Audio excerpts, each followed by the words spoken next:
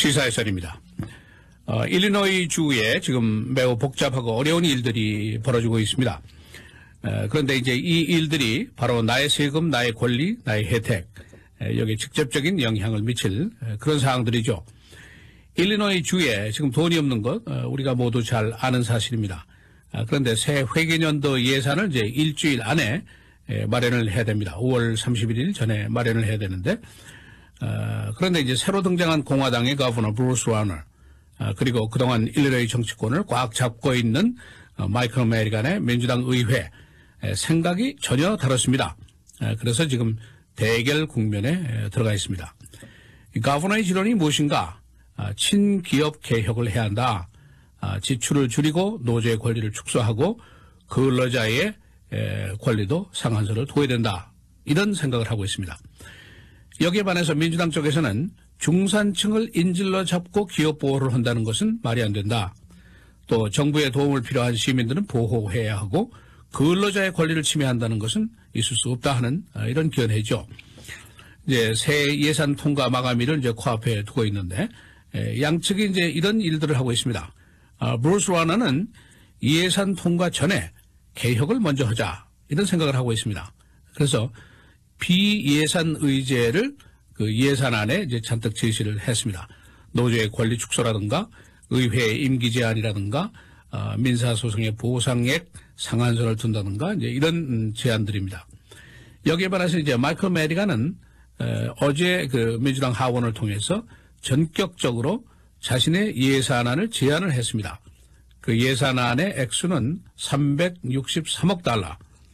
적자 예산입니다. 3억 달러가 벌써 적자입니다. 그러나 경찰, 교육, 공공안전, 소셜 서비스 이런 예산들에 대한 최소한도의 지출은 계속을 해야 한다. 이런 것을 반영한 예산입니다.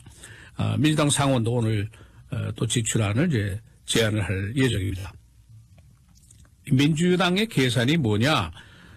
우선 거버너가 이 소셜 서비스를 잔뜩 삭감을 하면은 정적인 반감이라든가 정적인 부담이 늘어날 테니까 결국 돈은 없고 세금 인상 쪽으로 가지 않겠느냐 이런 계산을 한 것으로 보인다는 것이 정치권의 시각입니다. 그러나 브루스 와너 주지사가 이제 지출을 감축한다든가 예산을 비타한다든가 이런 권리는 이제 가지고 있죠.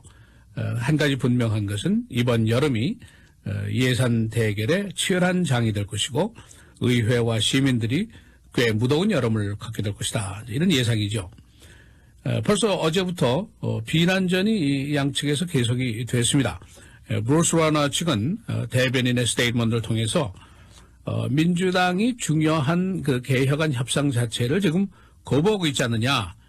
이 사람들이 그 broken budget or massive tax hike 깨어진 예산이냐 대규모 증세냐 이걸 결국 노리고 있는 것이다. 구조적인 개혁 자체는 안중에도 없는 것이 이들이다 하고 이제 비난을 했습니다. 12년 동안 계속된 이 깨진 시스템을 계속하면은 결국 일리노이 주의 문제는 더 커질 거 아니냐 이런 주장을 하고 있는 것이죠. 여기에 반해서 이제 마이클 메리간 민주당 하원 측에서는 거버너의 생각 자체가 결함이 있는 전략을 가지고 있다 이런 지적을 하고 있습니다. 이 사람의 시도가 마치 애플하고 오렌지를 섞으려고 하는 것 같다 그런 비유를 하고 있습니다. 그의 예산안에는 비예산 의제를 잔뜩 섞고 있는데 이게 말이 되느냐 하는 비난을 하고 있는 거죠. 이게 양측의 견해가 이제 서로 크게 다르고 또 시민들의 견해도 물론 크게 다릅니다. 지난주에 최인철 사무총장이 이제 리드를 해서 한인사회복지회라든가 이런 한인단체들 또 에이시안 커뮤니티들이 연합을 해서 스프링필드에 갔습니다. 그래서 브루스 와너가 그 소셜 서비스 예산을 삭감하는 것에 대해서 항의하는 그런 시위를 벌인 적이 있습니다. 이들의 주장은 이제 가난한 사람, 중산층 희생을 강요하지 말아라. 왜 기업만 보호를 해야 되느냐? 균형이 깨진 정책이 아니냐? 이런 주장을 하고 있는 겁니다. 기본적으로 보면은 민주당의 의견은 이제 이거죠. 돈이 없는 것은 확실한데 살림을 하려면은 양자가 모두 희생을 해야 될 거 아니냐? 그러니까 소셜 서비스라든가 이런 예산도 삭감을 하자. 그러면서 동시에 부자들에게 좀 증세를 하자. 이런 얘기입니다. 그 구체적인 내용을 보면은 연수입 100만 달러 이상 하는 사람한테는 3%의 인컴 텍스 서차지를 물리자. 그런 의견이었죠. 현재 3.75%의 인컴 텍스를 우리가 내고 있는데 3%를 더하면 6.75를 내라 이제 이런 얘기죠. 그리고 그 다음에 저소득층에 대한 예산도 깎자, 균형 있게 하자 이런 주장입니다. 그런데 지난 금요일 날 일리노이 주 하원에서 부자 증세에 대한 그 헌법 개정안을 통과를 시도했습니다만은 이것이 결국 부결이 되고 말았죠. 그러니까 이 안은 이제 물 건너가고 만 겁니다. 지난해 선거 당시에 그 레퍼런덤 주민투표를 해보니까 60%의 시민들이 부자 증세 찬성 이런 의견을 가지고 있었습니다. 그러나 이것은 법적인 구속력이 없는 것이기 때문에 실제로 이제 현실화될 수가 없는 거죠. 여기에 반해서 이제 브루스 라너 주지사의 의견은 뭐냐면은 예산 통과 이전에 개혁안을 먼저 처리를 하자. 애플과 오렌지를 섞어보자 그런 얘기입니다. 지금 현행 시스템은 브로큰된 것이고 지금 열악한 형편이 그 증거 아니겠느냐 이런 얘기죠. 무조건 없는 돈을 자꾸 써서 하는 것이 능사가 아니고 구조 자체를 새롭게 하자 이런 지론입니다. 그 방법은 친기업이다. 프로-비즈니스다 이런 얘기죠. 소위 turnaround agenda 그런 얘기를 합니다. 선거 시에 공약한 것과 마찬가지로 일리노이주의 지금 모든 정책을 turnaround 뒤집자 그런 얘기죠. 그 구체안을 보면은 노조의 권리를 축소하자. 교사 노조의 권리도 그 협상 권리 같은 것을 뺐자.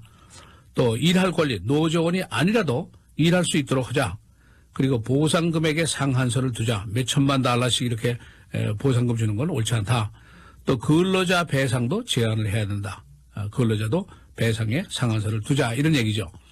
그렇게 되면은 기업들의 부담이 줄어들 것이고 기업들이 이익을 내게 될 것이고 그러면 고용이 늘어나게 될 것이고 경제가 활성화될 것이고 세금이 늘어날 것이다. 이런 지론이죠.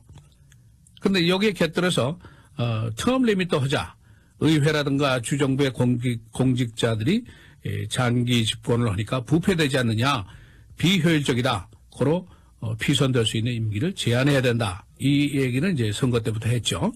그 다음에 또 한 가지 이제 특이한 주장은 city라든가 village, town 여기에 파산할 수 있는 권리를 허용하자 이런 얘기입니다. 지금 은퇴연금 협상안이 제대로 잘 되지 않고 있으니까 그렇게 되면 city가 파산을 하라 이거죠. 그러면 은퇴자연금을 다시 협상을 할 수 있다. 그런 지론입니다. 그런데 사실은 이런 그 조항들이 이런 오렌지들이 민주당에게는 독이나 다름이 없죠. 바로 민주당의 표밭이 노조고 교사노조고 근로자고 저소득층이고 그렇죠. 그러니까 민주당이 이 분야를 대변을 하지 못하면은 설당이 없어지게 되죠. 그러니까 여기 이제 반대를 하게 되는 겁니다. 이 예산 일정 이번 주말 5월 31일까지 새 예산을 통과를 해야 됩니다. 지금으로 봐서는 뭐 이게 가능하지 않고 연장이 되겠죠. 7월 1일부터는 새 예산을 실시를 해야 됩니다.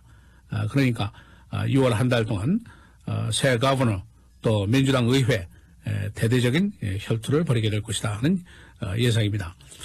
지금 말씀드린 대로 뭐 양측의 주장이 그야말로 팽팽하게 맞서고 있는데 그러나 어떤 면에서 보면은 이것이 매우 클래식한 보수와 진보의 철학을 반영한 논리가 아니겠느냐 이런 풀이를 할 수도 있습니다.